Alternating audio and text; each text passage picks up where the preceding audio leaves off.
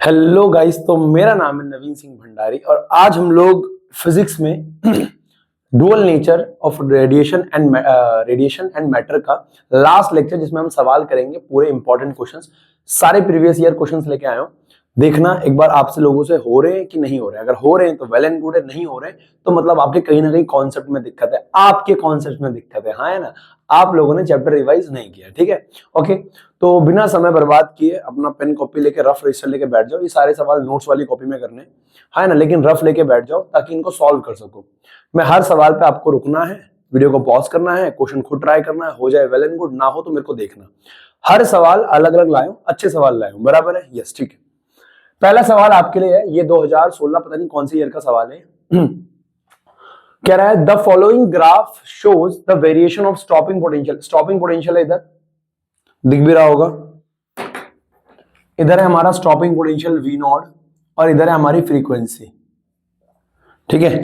ये हमारा stopping potential है, मेरा मार्कर एक, यस, ओके। इधर है हमारा स्टॉपिंग पोटेंशियल, इधर है हमारा क्या, frequency of incident radiation for two photosensitive metal X and Y. दो फोटोसेंसिटिव मेटल्स है। फोटोसेंसिटिव मेटल्स का मतलब क्या है? दो सरफेस है, एक एक्स है और एक वाई है ना, ऐसा कुछ है आंसर।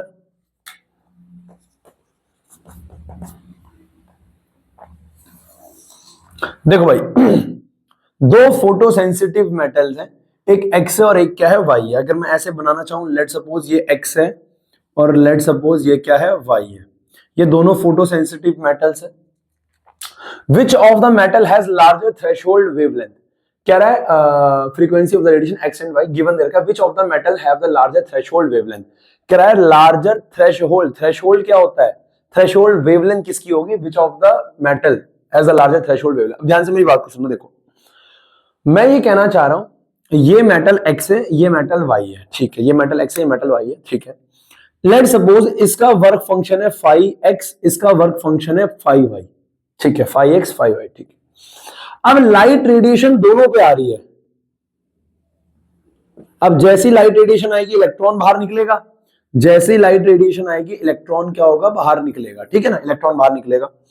इसका जो वर्क फंक्शन है, लेट सपोज वो है h म्यू x, इसका है h म्यू y। अब अगर ध्यान से तुम देखो, ये जो ग्राफ है स्टॉपिंग पोटेंशियल का फ्रीक्वेंसी के साथ, यहां पर ये देखो, ये जो लाइट आ रही है, ये जो लाइट आ रही है E is equals to H mu, ये जो लाइट आ रही है E is equals to H mu. अब लाइट की फ्रीक्वेंसी तो म्यू है, लेकिन यहां पे इस एक्स वाले सरफेस पे इलेक्ट्रॉन कब निकल रहा है? जब फ्रीक्वेंसी 0.5 हो जा रही है, देखो ना ध्यान से। और यहां निकल रहा है 0.1 पे, सॉरी 1 पे, यहां 0.5 पे निकल रहा है, इंटू 10 की पावर 15 भी है, यहां निकल रहा है 1 पे। तो ध्यान से अगर तुम देखो तो यहां पे फोटोइलेक्ट्रिक एमिशन होगा जब फ्रीक्वेंसी इतनी होगी, और यहां पे इस पे। तो अगर तुम्हें देखा जा रहा है तो here first part, here frequency किसकी? एक्स वाले की कम है, थ्रेशोल्ड फ्रीक्वेंसी। मैं म्यू नॉट की बात कर रहा हूं, मैं यहां पे म्यू नॉट एक्स की बात कर रहा हूं, mu naught x. Mu naught threshold होता है ना, म्यू नॉट, इसको वाई लिख रहा हूं। तो म्यू नॉट ऑफ एक्स तो कम है किससे? म्यू नॉट ऑफ वाई से। वाई की फ्रीक्वेंसी ज्यादा है, यानी इलेक्ट्रॉन के निकलने के लिए जो कम से कम फ्रीक्वेंसी चाहिए वो यही है। उसके बाद तो तुम फ्रीक्वेंसी बढ़ाते जाओगे तो काइनेटिक एनर्जी बढ़ेगी, काइनेटिक बढ़ेगी तो स्टॉपिंग पोटेंशियल, उस इलेक्ट्रॉन को रोकने के लिए स्टॉपिंग पोटेंशियल भी बढ़ेगा। यहां काइनेटिक एनर्जी रखो या स्टॉपिंग पोटेंशियल रखो, बात तो एक ही है, ठीक है। अब हम लोग एक बात जानते हैं, C is equal to mu lambda. तो बेटा म्यू, हमें तो लैम्डा निकालना है, हमें क्या निकालना है? लैम्डा। तो म्यू की जगह क्या आ जाएगा? C by lambda. तो C by lambda O X, lambda not threshold lambda for X, यही आ जाएगा C by lambda O Y, बराबर है ना। C से C cancel, lambda O Y इधर मल्टीप्लाई हुआ, लैम्डा ओ वाई, और ये इधर मल्टीप्लाई हुआ तो क्या हो जाएगा? लैम्डा ओ एक्स, खत्म। किसकी वेवलेंथ ज्यादा होगी? एक्स वाले की, क्योंकि एक्स वाले की फ्रीक्वेंसी कम है और frequency is inversely proportional to wavelength. यहां से फ्रीक्वेंसी के लैम्डा नीचे आ जाएगा ना, इनवर्सली प्रोपोर्शनल टू वेवलेंथ। तो वेवलेंथ किसकी ज्यादा होगी? एक्स वाले की। जिसकी फ्रीक्वेंसी ज्यादा है उसकी वेवलेंथ ज्यादा होगी, जिसकी फ्रीक्वेंसी ज्यादा है उसकी वेवलेंथ कम होगी, जिसकी फ्रीक्वेंसी कम है उसकी वेवलेंथ क्या होगी? ज्यादा। ये फर्स्ट पार्ट था। सेकंड पार्ट कह रहा है, एक सेकंड, मैंने मेरे ख्याल से ना फोन उसमें डाला, क्या बोलते हैं, एरोप्लेन मोड पे, ठीक है, हो गया। Explain giving reasons which metal gives out electron having larger kinetic energy for the same wavelength of the incident radiation. सवाल कह रहा है कि which metal gives out electron having larger kinetic energy, किस मेटल सरफेस से, यहां से देखो एक्स वाले से भी इलेक्ट्रॉन बाहर निकल रहा है, वाई वाले से भी इलेक्ट्रॉन बाहर निकल रहा है। Explain giving reason which metal give out electron larger kinetic energy, कौन सा इलेक्ट्रॉन को एमिट करेगा ज्यादा काइनेटिक एनर्जी के साथ for the same wavelength of the incident radiation. अगर लाइट जो पड़ रही है, अगर जो लाइट पड़ रही है दोनों पे इंसिडेंट रेडिएशन सेम है। समझाता हूं क्या कह रहा है, जैसे मान लो ये लाइट है, ये E equals to H mu, यहाँ पे भी E equals to H mu. ध्यान से मेरी बात को सुनना। कह रहा है सेम रेडिएशन पड़ रही है, यानी अगर ये 10 जूल की है तो ये भी 10 जूल की है, ये 15 जूल की है तो ये भी 15 जूल की है, सेम रेडिएशन पड़ रही है। कह रहा है जो इलेक्ट्रॉन एमिट होगा, कौन से इलेक्ट्रॉन की काइनेटिक एनर्जी ज्यादा होगी? कौन से इलेक्ट्रॉन की काइनेटिक एनर्जी ज्यादा होगी? एक second. According to Einstein photo electric equation, Einstein की फोटो इलेक्ट्रिक इक्वेशन क्या कहती है बेटे? बेटे बहुत ध्यान से, वो कहती है E इज इक्वल्स टू में phi not plus kinetic energy. ओहो, E is equals to H mu plus, ठीक है। अब अगर तुम ध्यान से देखो, हेयर ध्यान से मेरी बात को सुनना, देखो ये हमारे पास फॉर्मूला होता है आइंस्टाइन की फोटो इलेक्ट्रिक इक्वेशन का। अब यहां से दिख रहा है कि भैया जो कम से कम फ्रीक्वेंसी इलेक्ट्रॉन को निकालने के लिए चाहिए, किसकी ज्यादा है? वाई वाले मेटल की। अरे mu not here, mu not of Y का ज्यादा है किससे? म्यू नॉट ऑफ एक्स से। अरे कम से कम एनर्जी फ्रीक्वेंसी इलेक्ट्रॉन को निकालने के लिए वो ज्यादा किसकी है? वाई की ज्यादा है। अगर इसकी ज्यादा है तो बेटा इसकी ज्यादा है, तो एच एच से मल्टीप्लाई करा रहा हूं, तो ये हो जाएगा h o y greater than h mu o, क्या नाम है इसका? अरे इसको ऐसे ही कर देना यार, इसको ऐसे ही कर देना। देख अगर मैं इसको खोलना भी चाहूं तो यहाँ पे ऐसे कर दे। अब ऐसे खोलना भी क्यों है यार, ऐसे ही कर लेना। तेरे समझ में आ रहा है? ओ वाई वाले की थ्रेशोल्ड फ्रीक्वेंसी ज्यादा है किससे? थ्रेशोल्ड फ्रीक्वेंसी ऑफ एक्स वाले से। अगर थ्रेशोल्ड फ्रीक्वेंसी ज्यादा है तो फाई का फॉर्मूला होता है एच म्यू। फाई का फॉर्मूला क्या होता है? H mu not. तो यहां से फाई ऑफ अगर y की फ्रीक्वेंसी ज्यादा है तो उसकी थ्रेशोल्ड एनर्जी, थ्रेशोल्ड फ्रीक्वेंसी भी ज्यादा होगी। अरे थ्रेशोल्ड एनर्जी भी ज्यादा होगी तो y not of what? y ये भी ज्यादा होगा किससे? फाई नॉट ऑफ x से।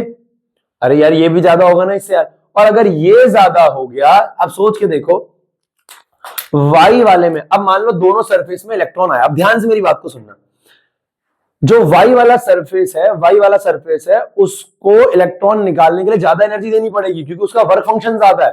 तो यानी इलेक्ट्रॉन आया 20 जूल की एनर्जी से, लाइट आई 20 जूल से। अब इसका वर्क फंक्शन है 10, इसका वर्क फंक्शन है 15, y वाले का वर्क फंक्शन ज्यादा है तो यहाँ 15 जूल तो इलेक्ट्रॉन को निकालने में खर्च हो जाएगी, बची कितनी? 5 जूल। और यहाँ पे भी कितनी बची? बात समझ में आ रही है? तो मैं ये कहना चाह रहा हूं यहां से मैं जो फाई का फॉर्मूला है, यहां से मैं फाई का फॉर्मूला क्या लिख सकता हूं? Phi not is equals to में E minus kinetic energy. Phi का फॉर्मूला क्या आ जाएगा? E minus kinetic energy. इसको यहां से पुट कर दो। E तो दोनों के लिए सेम है, वो कह रहा है एनर्जी दोनों रेडिएशन के लिए सेम है, हाँ है ना? तो यहां पुट करोगे तो ये क्या हो जाएगा? E minus kinetic energy of o y, kinetic energy of y, और greater than E minus kinetic energy of, ये मैं क्या कर रहा हूं भाई? E minus kinetic energy of what? E minus kinetic energy of what? Kinetic energy of x। देखो दो तरीके से करा जा सकता है, E से E कैंसिल, यहां से E से E कैंसिल, और दोनों तरफ माइनस का मल्टीप्लाई कराओगे तो साइन उल्टा हो जाएगा। या तुम ऐसे कॉमन सेंस लगा लो, सिंपल अपना कॉमन सेंस लगा लो कि जिसका फाई ज्यादा है, यहाँ पे हमें क्या करना है? काइनेटिक एनर्जी निकालनी है। हमें क्या निकालनी है? Kinetic energy. तो kinetic energy phi is equals to, here kinetic energy क्या हो जाएगा हमारे पास? E minus phi nought. Kinetic energy क्या हो जाएगा? E minus phi nought. अब भाई बताओ जिसका फाई नॉट ज्यादा होगा उसकी काइनेटिक एनर्जी कम नहीं आएगी, क्योंकि ई में से माइनस हो रहा है ना। अरे यार ई में से माइनस हो रहा है ना, तो यहां से हमें साफ दिख रहा है कि भैया इस फॉर्मूले से फाई वाई का ज्यादा है, अगर वाई का ज्यादा तो काइनेटिक एनर्जी किसकी ज्यादा होगी, हेंस मैं यहां से लिख सकता हूं काइनेटिक एनर्जी ऑफ वाई क्या होगी, कम होगी, किससे, काइनेटिक एनर्जी ऑफ एक्स से। एक्स की काइनेटिक एनर्जी ज्यादा होगी किससे, वाई से, क्योंकि इसका वर्क फंक्शन ज्यादा है, वाई का वर्क फंक्शन ज्यादा है, तो फाइव ई में से माइनस हो जाएगा तो कम आएगा, इसका कम है तो कम माइनस होगा तो ज्यादा आ जाएगा, बराबर है। अरे आसान है यार, समझ में आया ये, हाँ है ना, यस। तीसरा पार्ट कह रहा है if the distance between the light source and the metal x is half, how will the kinetic energy of electrons emitted from it change. कह रहा है अगर जो हमारे पास है, तीसरा पार्ट कह रहा है, ध्यान सुनो तीसरा पार्ट क्या कह रहा है,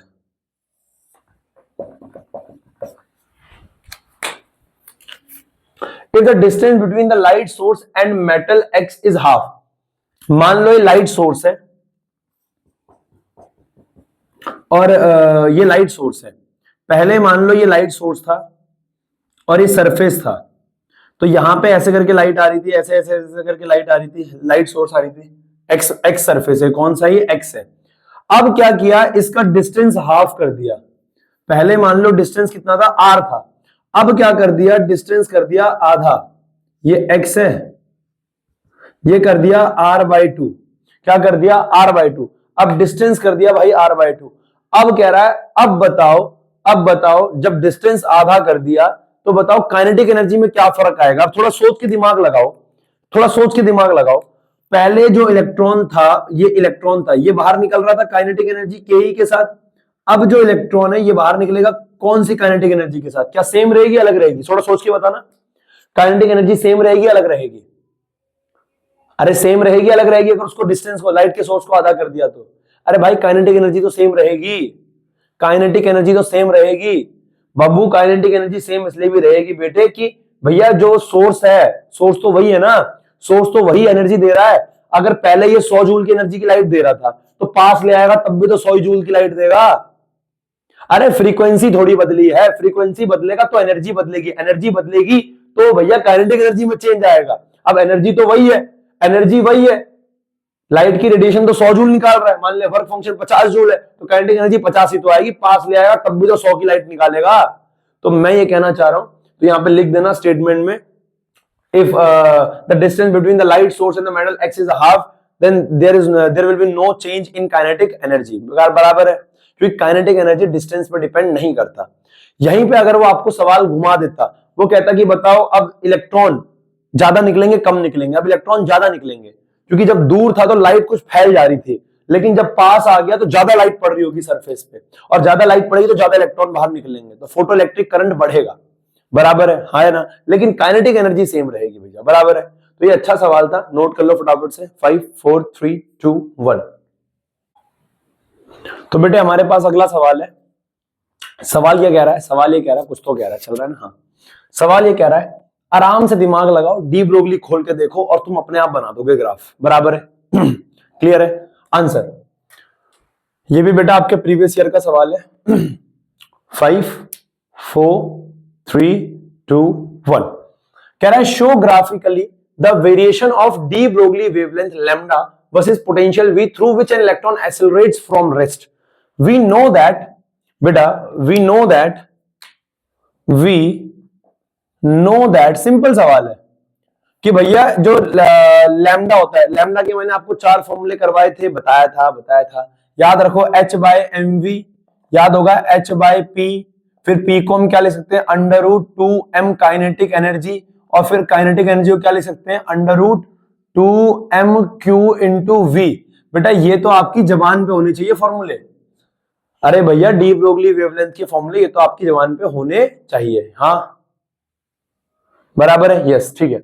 तो मैं ये कहना चाह रहा हूं अब है, अब हमारे को पोटेंशियल के साथ बोला हुआ है तो पोटेंशियल के साथ पकड़ लो, एक सेकंड बेटा, हाँ okay. So wavelength is equals to में h अपॉन में √2mqv, है ना, वीडियो ऑन है, यस।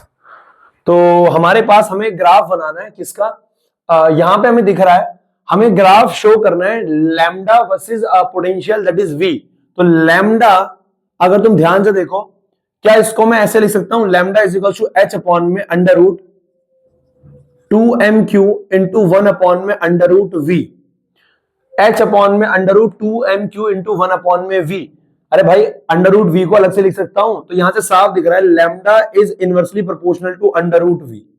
तो लैम्डा वी के अंडर रूट के इनवर्सली प्रोपोर्शनल है, तो इसका ग्राफ तो तू बना ही सकता है।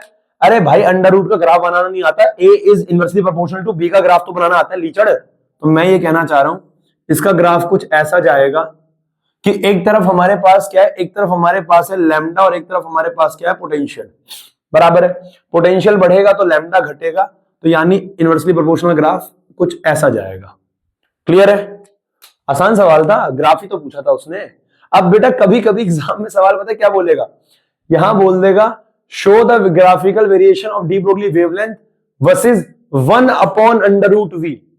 अगर लैम्डा का ग्राफ पूछे, इधर एक तरफ लैम्डा रखे, एक तरफ 1 अपॉन अंडर रूट वी रखे, अभी एक सवाल दे रहा हूं ऐसे ही, एक तरफ लैम्डा रखे एक तरफ अंडर रूट वी रखे, तो भैया इसका ग्राफ पता है कैसा जाएगा, सीधा जाएगा।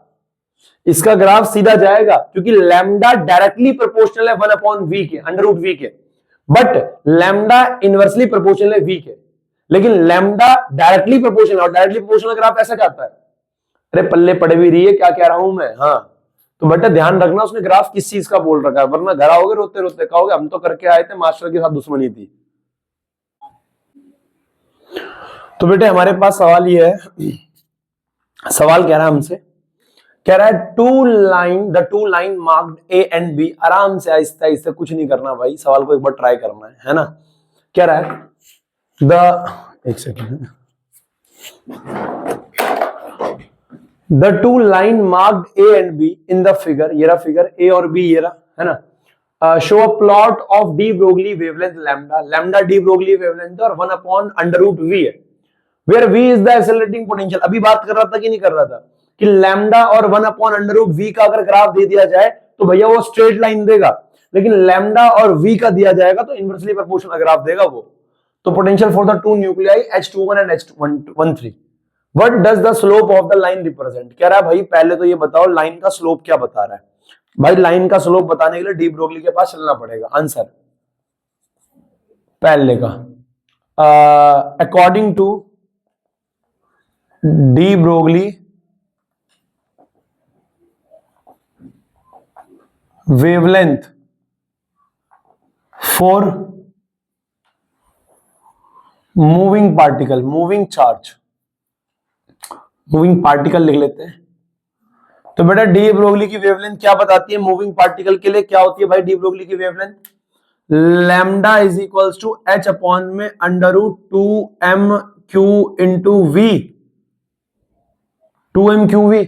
अब भाई ये ग्राफ किस किस चीज का है, देख भाई सवाल 2 रुपए का है, अगर ये सवाल तेरे से एग्जाम में नहीं बनता तेरी गलती है भाई, क्योंकि भैया क्या है इसमें कुछ लगाने तो नहीं है दिमाग।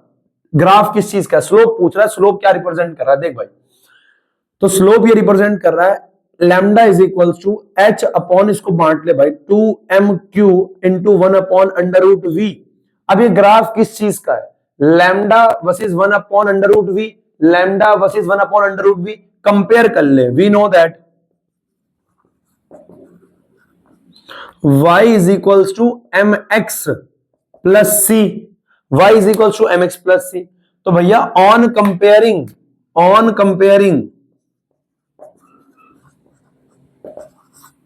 1 एंड 2, इसको नाम दे दे 1, इसको नाम दे दे 2, 1 और 2 को कंपेयर कर ले। तो 1 और 2 को कंपेयर करेगा, 1 और 2 को कंपेयर करेगा तो y को इससे कंपेयर करेगा, स्लोप को इससे और इसको इससे। अब तू कहेगा भैया c तो है ही नहीं, y इंटरसेप्ट 0 है, c तो 0 है, तभी तो यहां प्लस का 0 है, तभी तो ग्राफ 0 से स्टार्ट हुआ है। अगर यहां पे भी कोई वैल्यू होती तो ग्राफ वहां से स्टार्ट ना होता y इंटरसेप्ट में।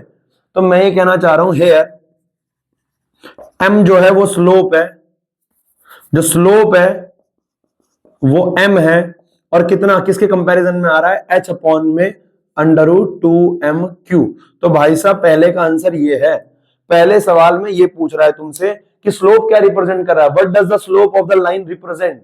तो भैया लाइन का स्लोप रिप्रेजेंट कर रहा है h अपॉन में under root 2mq, h upon में अंडर रूट 2mq, बराबर है। बस अगला कह रहा है identify the line correspond to these nuclei. देख भाई ऐसा है, कह रहा है कौन सी लाइन कौन से न्यूक्लियाई को दिखा रहा है। हाइड्रोजन के दो वो है पार्टिकल है, एक हाइड्रोजन का भाई साहब 2 मास के साथ है और एक हाइड्रोजन का 3 मास के साथ है। अरे ध्यान दे रहा है, एक हाइड्रोजन का 2 मास के साथ है, एक हाइड्रोजन का 3 मास के साथ है। अगर तू ध्यान से नोटिस करे तो भैया सेकंड पार्ट का आंसर भी यही निकल जाएगा। Second, we know that slope का मतलब होता है tan थीटा। स्लोप का मतलब होता है tan थीटा की कोई कितना एंगल बेंट हो रखा है, कोई कितना एंगल एक्स एक्सिस पे बेंट हो रखा है भाई साहब। तो स्लोप का मतलब है tan थीटा, जिसको हम शास्त्रों में m भी बोल रहे हैं। और ये किसके बराबर है? h अपॉन में अंडर रूट 2m क्यू। अरे 2m क्यू, हाँ है ना। तो यहां से देख भाई, दोनों जो ये h और ये h है, दोनों के लिए प्लैंक्स की वैल्यू सेम है, चार्ज दोनों पे सेम रहेगा, दोनों के लिए कांस्टेंट है, मास अलग अलग है। बेटा जो ऊपर होता है वो मास नंबर होता है। तो बेटा यहां पे मैं अगर तेरे को बात करूं H13, इसका जो मास आएगा, मास नंबर आएगा वो कितना आएगा? 3। मास नंबर 3, मास नंबर ऊपर होता है भाई, तो पता है ना। और H13 के 12 के लिए H12 का मास नंबर क्या आएगा? 2। इसका मास नंबर 2 है। साफ दिख रहा है जो स्लोप है वो इनवर्सली प्रोपोर्शनल है अंडर रूट m के। जो स्लोप है वो मास के इनवर्सली प्रोपोर्शनल है, यानी जिसका मास ज्यादा होगा उसका स्लोप कम होगा भाई। जिसका मास ज्यादा होगा उसका स्लोप कम होगा, जिसका मास कम होगा उसका स्लोप ज्यादा होगा। यानी यहां से मैं कह सकता हूं हेयर मास किसका ज्यादा है? मास किसका ज्यादा है? मास ऑफ H13, 3 वाले का मास ज्यादा है मास ऑफ H12 से। अब भैया मास स्लोप के इनवर्सली प्रोपोर्शनल है, मास स्लोप के इनवर्सली प्रोपोर्शनल है, तो स्लोप क्या जाएगा? स्लोप ऑफ H13 क्या हो जाएगा? कम हो जाएगा स्लोप ऑफ H12 से। क्लियर है? और अगर ये वाला स्लोप ज्यादा हो गया, स्लोप किसका ज्यादा है? 2 वाले का ज्यादा है, तो इसका मतलब जो ए वाला है स्लोप इसी का ज्यादा है ना, ए वाले का स्लोप ज्यादा है। स्लोप का मतलब क्या होता है? एंगल भाई। तो ए वाले का एंगल ज्यादा है, इसका मतलब क्या है? ए वाला कौन सा है? हेयर हेंस ए रिप्रेजेंट्स, ए किसको रिप्रेजेंट कर रहा है? ए का स्लोप ज्यादा है, तो ज्यादा स्लोप किसका है? H21 का, तो H12 को। और बी रिप्रेजेंट कर रहा है किसको? H13 को। आसान है भाई। अरे हुआ, पल्ले पड़ रही है बात, चल रहा है, समझ में आ भी रहा है? हाँ है ना? यस। तो भाई साहब आसान सवाल था। क्या था? आसान सवाल था, 2 रुपए का, बराबर है, नोट कर लो भाई। ओके, तो बेटा एक सवाल हमारे पास ये है भाई साहब, क्या कह रहा है सवाल? एन अल्फा पार्टिकल, पहले तो भाई साहब एक नोट बना के सुन लो, है ना भाई साहब, बहन जियो सारे ही सुन लो। देखो एक नोट बना के दे रही हूं भाई, बात को समझ लेना। नोट पहले सुन लो भाई। बड़े बच्चे होते हैं, बड़े सारे बच्चे होते हैं जो इसमें कंफ्यूज होते हैं, अल्फा पार्टिकल वगैरह वगैरह वगैरह वगैरह। देखो एक होता है अल्फा पार्टिकल, एक होता है प्रोटॉन, एक होता है अल्फा पार्टिकल, एक होता है न्यूट्रॉन। ठीक है, तो ये 3 अपने पास पार्टिकल है। हालांकि इलेक्ट्रॉन आता है, मैं इलेक्ट्रॉन को अभी काउंट नहीं कर रहा, अगले चैप्टर में आपको पढ़ाऊंगा एटम के अंदर, ठीक है ना। प्रोटॉन, पहली बात भाई कंफ्यूज नहीं होना, पहली बता रहा हूं इनके अंदर देखो, अगर मैं आप लोगों से बोलूं, अगर मैं आप लोगों से बोलूं कि भाई साहब प्रोटॉन का चार्ज, देखो ऐसा है, जितना चार्ज एक प्रोटॉन पे होता है, देखो प्रोटॉन प्रोटॉन प्रोटॉन पे अगर मैं प्रोटॉन पे बोल दूं क्यों चार्ज है, तो अल्फा पार्टिकल होता है He2 plus He2 plus He2 plus He2 plus. तो प्रोटॉन का चार्ज अगर Q है, प्रोटॉन का मतलब होता है H प्लस यार, उस पे 1 प्लस है तो Q चार्ज है, इस पे 2 प्लस है तो 2Q आ जाएगा। अरे भाई प्रोटॉन न्यूट्रॉन पे चार्ज सेम होता है, चार्ज न्यूट्रॉन पे तो चार्ज नहीं होता, सॉरी न्यूट्रॉन तो चार्जलेस होता है, न्यूट्रॉन तो चार्जलेस होता है। प्रोटॉन का चार्ज अगर Q है तो भाई अल्फा पार्टिकल He2 प्लस का चार्ज क्या होता है? 2Q। प्रोटॉन का मास अगर m मान रहा है, प्रोटॉन का मास क्या मान रहा है? m, तो भाई alpha particle helium He2 plus, helium के अंदर कितने, हीलियम के अंदर कितने प्रोटॉन होते हैं? 2, और न्यूट्रॉन कितने होते हैं? 2। ये मैं तेरे को ढंग से बताऊंगा न्यूक्लियर चैप्टर, एटम चैप्टर में। तो इसका मास होता है 4Q। अरे हीलियम का मास 4 होता है ना, तो 4m लगा दे, 4m। प्रोटॉन का मास m, अल्फा पार्टिकल का मास m। न्यूट्रॉन का मास प्रोटॉन के मास के बराबर ही लेते हैं, ऑल्दो न्यूट्रॉन का मास थोड़ा सा ज्यादा होता है, बहुत थोड़ा माइनर, बहुत माइनर है ना। तो भैया हम दोनों तीनों का, इसका मास m, इसका मास भी m, लेकिन अल्फा पार्टिकल का मास क्या है 4m। तो बेटा मेरी बात को बहुत ध्यान से सुनना, कंफ्यूज नहीं होना। तो मैं पहले ही बता रहा हूं तुम्हें, इस बात को मैं दोबारा आगे भी बताऊंगा। प्रोटॉन का चार्ज q है और मास m है, तो अल्फा पार्टिकल का चार्ज 2q होता है और मास क्या होता है 4m होता है, बराबर है भाई। न्यूट्रॉन का चार्ज तो 0 होता है पर मास क्या होता है m। इलेक्ट्रॉन का मैं अगले चैप्टर में कराऊंगा आपको, और ये अगले चैप्टर में आपको डीपली एक्सप्लेन भी करूंगा। इसको नोट कर लेना भाई, इसको नोट कर लेना, इसको नोट कर लिया। अब एक काम कर, इस सवाल को कर, तेरे से बन जाएगा सवाल, तेरे से बन जाएगा। वीडियो चला रखी है मास्टर ने, यस। तो भाई सवाल हमसे क्या कह रहा है, सवाल भी हमसे कुछ कहेगा। अब देखो, an alpha particle and proton are isolated from rest. कह रहा है एक अल्फा पार्टिकल है और एक प्रोटॉन है, एक अल्फा पार्टिकल है और एक क्या है प्रोटॉन है, गिवन दे रखा है भाई। एक अल्फा पार्टिकल है, ए दे रखा है अल्फा पार्टिकल, और एक बी दे रखा है क्या प्रोटॉन, बराबर है। अगर मास ऑफ अल्फा पार्टिकल की बात करूं तो, अगर मास ऑफ प्रोटॉन की बात करूं, मास ऑफ प्रोटॉन अगर m है तो mass of alpha particle 4m होता है भाई, पता है। अगर charge on alpha particle, charge on proton q है, तो चार्ज ऑन अल्फा पार्टिकल क्या होता है 2q होता है भाई, पता है, यस, ठीक है। An alpha particle proton isolated from rest by same potential, दोनों का पोटेंशियल क्या है, सेम है, लेट पोटेंशियल बी v, ठीक है। Find the ratio of de Broglie wavelength, ₹2 का सवाल है। वी नो दैट, क्या जानते हैं भाई हम लोग जानते हैं बहुत कुछ। क्या जानते हैं भाई, बहुत कुछ जानते हैं, जैसे कि lambda is equals to h upon में m, अच्छा कब हुआ ये, अच्छा sorry, √2m q into v, ये जानते हैं। अब भाई रेशियो निकालना है, तो lambda for proton, alpha particle and proton are isolated from rest, find the ratio of their de Broglie wavelength. तो पहले अल्फा पार्टिकल बोला उसने, पहले अल्फा आएगा भाई, तो अल्फा पार्टिकल के लिए क्या हो जाएगा h, तो h तो दोनों के लिए सेम होगा भाई। अब ये क्या है 2√2m of alpha particle q, charge on alpha particle, और वोल्टेज तो दोनों के लिए सेम है। सवाल क्या भी रहा है, isolated through a same voltage divided by h upon में √2m of proton divide by lambda of proton भी तो आएगा, 2 of proton, charge of proton and into v। अब यहां से क्या हो जाएगा भाई, lambda of alpha by lambda of proton is equal to में h से h कैंसिल, तो यहां पे आ जाएगा ये ऊपर 2 mass of proton into charge of proton into v divided by √2 mass of alpha particle into charge of alpha particle. अब यहां से क्या आ जाएगा बेटे, यहां से हमारे पास आ जाएगा, वैल्यू पुट कर देते हैं, lambda of alpha particle lambda of proton is equals to, भाई देख लैम्डा मास ऑफ प्रोटॉन क्या होता है, अंडर रूट, पूरे का अपॉन में लगा रहा हूं, √2 into mass of proton is m, charge on proton is q end voltage is v divided by 2, तो 2 है जी, और मास ऑफ अल्फा पार्टिकल क्या है 4m, और चार्ज क्या है 2q इंटू v बराबर है। v से v कैंसिल, q से v से v कैंसिल, q से q कैंसिल, m से m कैंसिल, 2 से 2 कैंसिल, 4 दूनी 8 आ गया। तो lambda alpha by lambda p is equals to 1 upon में √8 lambda alpha by lambda, ratio निकालना है क्या, रेशियो निकालना ना, हाँ, lambda p is equals to 1 upon में 2 √2 लिख सकता हूं मैं, इसको बाहर निकाल दिया तो रेशियो निकाल दे भाई, lambda alpha ratio lambda p is equals to में 1:2 √2, ये आ गया भाई तेरा आंसर। बस तेरे को अगर इतना पता था तो ये सवाल तो तेरे ₹2 का था, बराबर है, नोट कर ले भाई फटाफट, 5 4 3 2 1। ओके, सो गाइस हमारे पास क्या है अगला हमारे पास एक सवाल है, अच्छा सवाल है, मतलब अच्छा तो नहीं है, ठीक है, आसान सवाल है, बहुत सिंपल सवाल है, पर ऐसे सवाल ना एग्जाम में पूछे जाते हैं।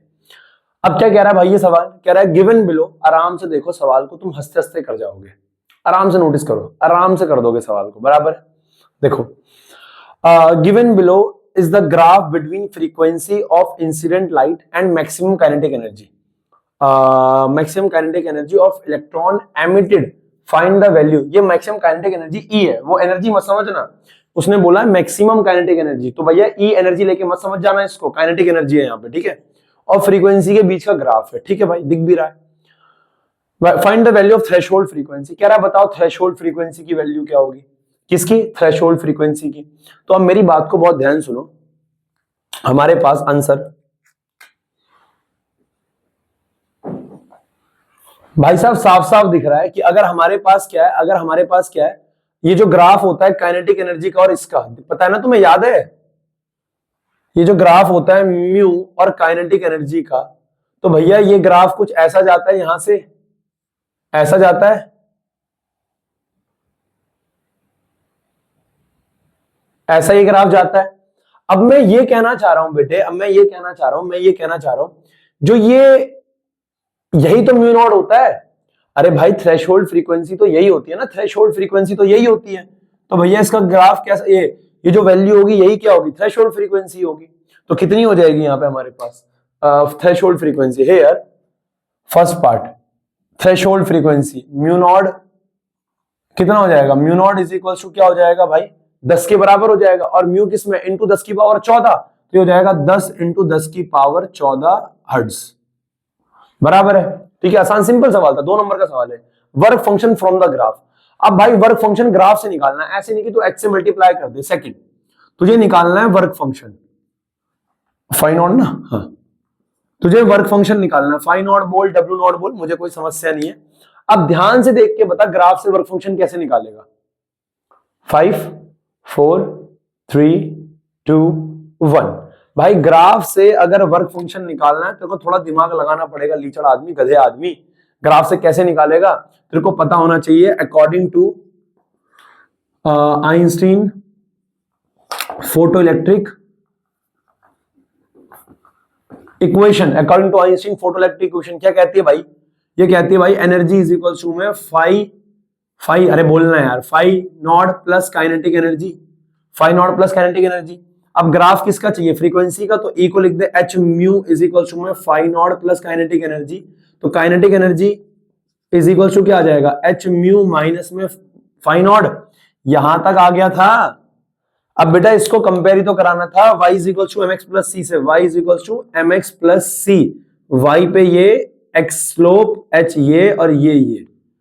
अरे बात समझ में आ रही है, इस ग्राफ में ये भी बोल सकता था, बताओ इसका स्लोप क्या कह रहा है, तो y इंटरसेप्ट क्या होगा, फाई नॉट, हेयर जो फाई नॉट होगा वो क्या होगा, c, और कितना है 4। अब ये मत कहियो माइनस का मॉड लिया जाएगा, उसका मॉड, अरे भैया माइनस, अरे सी तो वैल्यू है, माइनस तो बता रहा है कि वो नीचे से स्टार्ट करना है, वर्क फंक्शन नेगेटिव थोड़ी हो जाएगा, किसी इलेक्ट्रॉन को निकालने के लिए -5 जूल एनर्जी थोड़ी चाहिए होगी, हाँ, तो ये क्या हो जाएगा, phi not is equal to mod of C, mod का मतलब क्या है, उसकी वैल्यू पॉजिटिव ले रहे हो, और सी वाई इंटरसेप्ट कितना है भाई 4, -4 है, तो क्या हो जाएगा -4, और -4 क्या है, इलेक्ट्रॉन वोल्ट में है, हाँ है ना, -4 इलेक्ट्रॉन वोल्ट, तो फाई नॉट कितना आ जाएगा, 4 इलेक्ट्रॉन वोल्ट हमारे पास आ गया, खत्म। हलवा सवाल था भाई, हलवा बिल्कुल हलवा सवाल था। उसने बोला है work function from the graph, तो भाई वो ऐसा नहीं कि म्यू निकाल दिया तो भाई उसको 6.626 इंटू 10⁻34 से मल्टीप्लाई करा दिया तो आ जाएगा प्लैंक कांस्टेंट, नहीं, उसने ग्राफ से बोला है, बराबर है, नोट कर ले भाई। अब बेटा कुछ ना ऐसे छोटे मोटे सवाल है, ये प्रीवियस ईयर के सवाल हैं, ये भी क्या है देख, नोट कर लिया तूने बेटा, ये एक सवाल कह रहा है, देख अब इसी ग्राफ के ऊपर ना कैसा एक सवाल आ रखा है प्रीवियस ईयर में, ध्यान से देखियो, what does the slope of, question कह रहा है what does the slope of, और करके देखियो हो जाएगा तेरे से, what does the slope of V not versus mu in photoelectric effect indicates, in photoelectric effect indicates. तो भाई साहब फोटोइलेक्ट्रिक इफेक्ट में क्या इंडिकेट करता है ग्राफ, बताओ, 5 हो जाएगा, हो जाएगा, हो जाएगा, रट्टा नहीं मारना, एक भी चीज रट्टा नहीं मारनी है, हमें पता है ग्राफ कैसा होता है, हमें पता है ये वी नॉट क्या है स्टॉपिंग पोटेंशियल और वी क्या है फ्रीक्वेंसी, अरे यार मेरा मार्कर, यस हमें पता है वी नॉट क्या है स्टॉपिंग पोटेंशियल, म्यू क्या है फ्रीक्वेंसी भाई। तो अकॉर्डिंग टू आइंस्टाइन, अरे भले ही 1 मिनट ज्यादा लग जाए लेकिन रट्टा मार के क्यों जाना है यार, भूल जाएगा साला, कंफ्यूज हो जाएगा यार। According to Einstein photoelectric equation है ना, क्या कहती है, E is equals to phi not plus h mu, phi not plus kinetic energy, sorry है ना। एनर्जी क्या होता है, h mu is equals to phi not क्या हो जाएगा, फाई नॉट क्या हो जाएगा, फाई नॉट हो जाएगा एच म्यू नॉट प्लस, इसे लिख दूंगा ई वी नॉट, क्योंकि स्टॉपिंग पोटेंशियल के टर्म में लाना है। तो भाई ई वी नॉट क्या आ जाएगा, e V not is equals to H mu minus h mu not, और यहां से वी नॉट क्या आ जाएगा, h by e mu minus h by e mu not. अगर तेरे को इसका ग्राफ बनाना है तो बना ले, वरना इसको कंपेयर करा दे y is equals to m x plus c से। ये रहा y, ये रहा स्लोप, ये रहा x, ये रहा ये ग्राफ इसका ऐसा खींचता है। अब यार देख इसमें ना बात क्या है ना, ये सारी चीजें मैं पढ़ा चुका हूं, अब इसमें मैं तेरे को क्या बताऊं यार, कंपेयर करा दे भाई। तो भाई एक तरफ लिख दे स्टॉपिंग पोटेंशियल, एक तरफ लिख दे फ्रीक्वेंसी।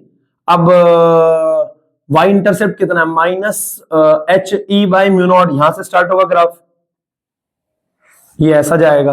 और इसका स्लोप क्या है, स्लोप m स्लोप है, तो m किसके बराबर हो जाएगा, h बाई ई के, खत्म, h बाई ई के स्लोप बराबर हो जाएगा, खत्म। और y इंटरसेप्ट क्या है इसका, minus h by e mu not. Clear है भाई, है ना। तो ये हलवा सवाल था 2 रुपए का, बराबर है। तो ये सवाल आते हैं एग्जाम में एक नंबर में। अब जैसे एक अगला सवाल है, अब यार वही सवाल रह गए, वही रिपीट हो रहे हैं, वही रिपीट हो रहे हैं, इसमें मैं क्या बताऊं। अब एक सवाल कह रहा है ये,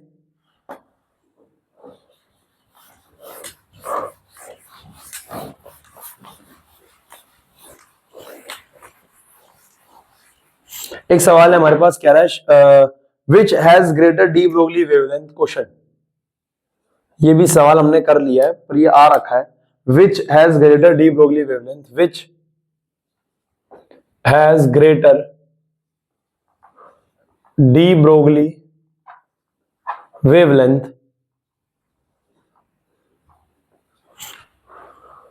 an electron or an proton, an electron or an proton moving with same potential।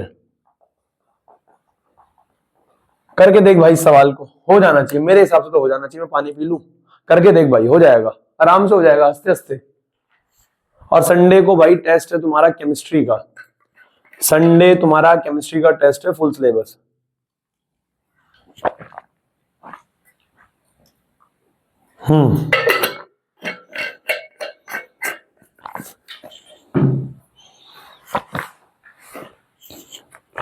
हो गया भाई।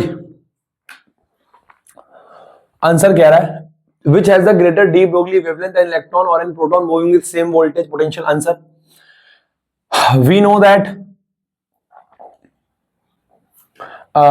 दैट ये एक नंबर के एमसीक्यू वाले सवाल हैं ये। वी नो दैट क्या जानते हैं भाई हम लोग हम लोग ये जानते हैं कि lambda is equal to h upon में under root 2m kinetic 2m q into v. अब भैया जो है मास, जो लैम्डा जो है वो मास के इनवर्सली प्रोपोर्शनल है। अब दोनों के लिए चार्ज दोनों पे सेम होता है, इलेक्ट्रॉन पे और किस पे। अब यहां पता है ना आपको कि भैया Q charge for electron and proton is same, और वोल्टेज सेम दे ही रखा है, तो Q सेम है, V सेम है, तो M ही चेंज होगा। तो lambda is inversely proportional to under root M। अब सबको पता है भैया मास ऑफ इलेक्ट्रॉन जो है वो छोटा होता है, इलेक्ट्रॉन का मास कम होता है, प्रोटॉन का मास ज्यादा होता है। तो मास ऑफ प्रोटॉन ज्यादा होता है मास ऑफ इलेक्ट्रॉन से, इलेक्ट्रॉन का मास कम होगा प्रोटॉन के मास से। तो भैया अगर मास कम है तो लैम्डा ज्यादा होगा भैया, तो लैम्डा ऑफ प्रोटॉन क्या होगा, कम होगा लैम्डा ऑफ इलेक्ट्रॉन से, है ना। इनवर्सली प्रोपोर्शनल, जिसका मास ज्यादा उसका लैम्डा कम, खत्म यार, बराबर है। तो ऐसे ही सवाल है, ऐसे ही सवाल एग्जाम में आएंगे। अब मैं तुम्हें एक बात बताता हूँ, जो असाइनमेंट है, असाइनमेंट में इसके सारे मैंने प्रीवियस ईयर क्वेश्चन लिख रखे हैं, वो बराबर है ना, अपने हाथ से लिख रखे हैं मैंने, वो बकायदा, मतलब सवाल मैंने खुद ही निकाले थे। तो इसके जो असाइनमेंट के सवाल है वो सारे कर लियो, और